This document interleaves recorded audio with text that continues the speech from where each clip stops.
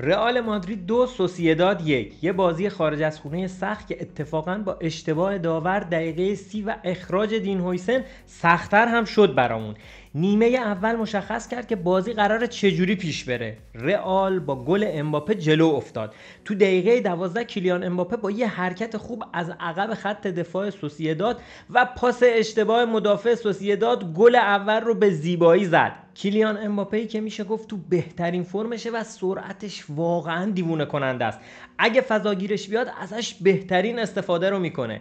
این بازی اولین بازیمون توی لیگ بود که جلوی تیمی بازی میکردیم که دفاعی بازی نمیکرد. بلاک دفاعیش خیلی عقب نبود. پس فضا برای امباپه و وینی که مهاجمای سرعتی ما هستن پشت مدافعای سوسییداد زیاد بود و تا قبل از اخراجم چندین موقعیت خوب داشتیم. بعد از اخراج دین هویسن که حالا جلوتر در موردش حرف میزنیم، سوسییداد جلوتر کشید و رئال بیشتر دفاعی شد. دقیقه 38 بازم ضد حمله برای رئال مادرید شکل گرفت که وینی نتونست از سرعتش استفاده کنه و دفاع آخر رسید بهش. این توپ رو به نظرم اگه امباپه بود قطعاً گل میکرد. دقیقه 43 همکاری آردا گولر و امباپه گل دوم رو برای ما زد که گل به شدت ارزشمندی بود، چون ما زیر فشار بودیم و قرارم بود این اتفاق ادامه داشته باشه، چون ما 10 نفره شده بودیم و این گل امنیت بیشتری به تیم رئال داد. امباپه و گولر کلاً به درک زیادی از هم رسیدن و اینو بارها ثابت کردن. راحت همدیگه رو تو زمین پیدا میکنن و روی گل دوم این کاملا مشخص بود. دقیقه 56 میکل اویارزابال از روی نقطه پنالتی گل اول سوسییداد رو زد. دلیل پنالتی هند دنی کارواخال بود که شاید زیادم مقصر نبود. دقیقه 67 وینی با فران گارسیا و سبایوس با آسنسیو تعویض شد تا رئال مادرید فرم دفاعی بهتری پیدا کنه. اکثر حملات سوسییداد از سمت راست بود و اومدن فران گارسیا باعث شد که تو سمت چپ آلوارو کارراس که اتفاقا خوبم بازی کرده بود در مقابل وینگر سوسییداد بیشتر 2-1 بسازه که قبلا توضیح داده بودم آلونسو این کار رو زیاد توی تیمش انجام میده. تا آخر بازی سوسییداد حمله های زیادی رو روی دروازه ما کرد و چندین بار کورتوا با سیواش نجاتمون داد و تونستیم 3 امتیاز شیرین رو بگیریم. بارها من نگران شدم به خصوص روی کورنرها که نکنه گل دوم رو بخوریم و امتیاز از دست بدیم. کارت قرمز دین هویسن تاثیر زیادی توی بازی داشت.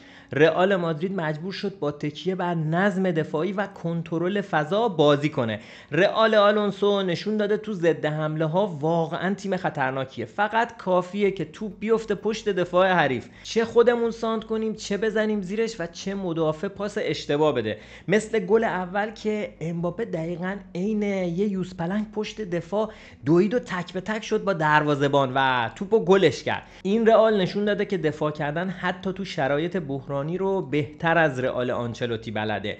تیم بعد از اخراج نظمش رو حفظ میکنه و روحی به هم نمیریزه و میتونه از گلش محافظت کنه. اتفاقی که توی فصل قبل ما اصلا ندیدیم و رئال تا اخراجی میداد از لحاظ روحی به هم میریخت و کاملا بی‌نظم بازی میکرد. بریم سراغ بررسی عملکرد تک تک بازیکن‌ها. امباپه توی این بازی واقعا فوق‌العاده بود.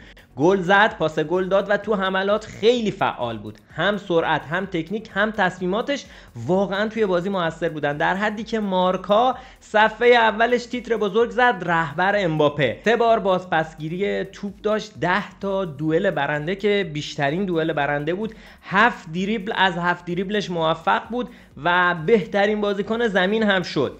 وینیسیوس این بازی توی دفاع خیلی بهمون کمک کرد و برمیگشت عقب و کمک میکرد به خط دفاعی، ولی توی حمله زیاد خوب نبود. چندین بار توپ لو داد و یه بارم توی اون ضد حمله دیدید که سرعتش اونجوری که باید نبود. میتونست توی حمله بهتر باشه ولی کلا متعهدتر شده. برایم توی تایمی که توی زمین بود خیلی تاثیرگذار نبود که بتونیم در مورد عملکردش صحبت کنیم. به نظرم ماستانتونو توی اون پست میتونه بهتر باشه، دونده تر و بیشتر درگیر میشه. درسته که یکم هنوز زیاد توپ لو میده ولی من خودم به براهیم دیاز، این ورژن براهیم دیاز ترجیحش میدم. بریم سراغ شوامنی. چی میشه در مورد این بشر گفت؟ واقعا یکی از بهترین هافک دفاعیای حال حاضر دنیاست. اصلا شوامنی با جابی آلونسو کاملا متحول شده.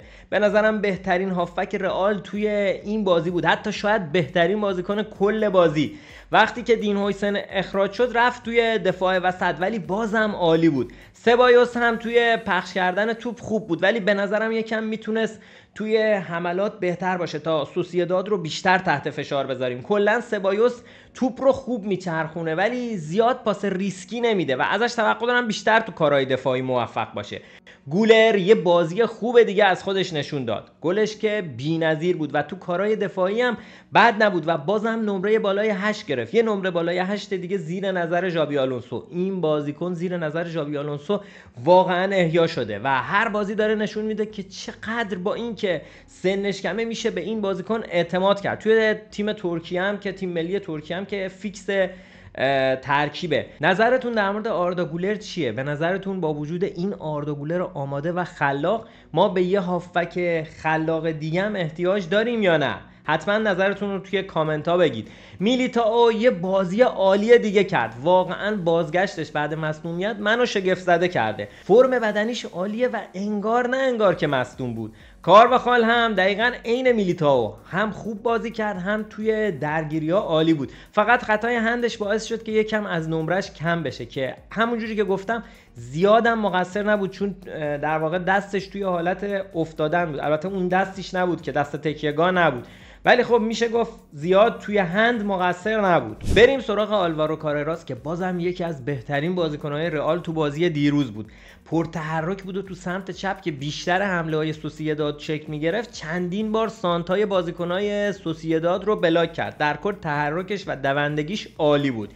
کورتوا هم توی این بازی مثل همیشه عالی بازی کرد. چندین سیو تاثیرگذار توی بازی داشت و بازم مثل همیشه یه بازیکن در حد نامش بود. والورده هم مثل همیشه دونده بود ولی من صادقانه بازیش کمتر به چشمم اومد ولی مثل همیشه هم دونده بود هم توی درگیری‌ها شرکت میکرد. یکی از چیزایی که دیروز تا قبل از اخراج به چشم من اومد اینه که رئال مادرید حالا روی کورنرها هم خیلی خطرناکتر شده چون بازیکن‌های سرزن بیشتری الان داره. بازیکن‌هایی مثل دین هویسن، میلیتائو، شوامنی و کاملا روی کورنرهایی که سانت میکردیم توی محوطه جریمه خطرناک بودیم. کارت قرمز دین هویسن که کاملا اشتباه بود و یه بار دیگه سطح داوری توی لالیگا رو نشون داد. قبلا هم گفته بودم که داوری‌ها معمولا ضد رئاله ولی خب کاریش نمیشه کرد. اشتباه در اخراج دین هویسن کاملا تایید شده. فعالیت داور وار هم برای مدتی تعلیق شده چون داور رو برای بررسی صحنه در واقع خطا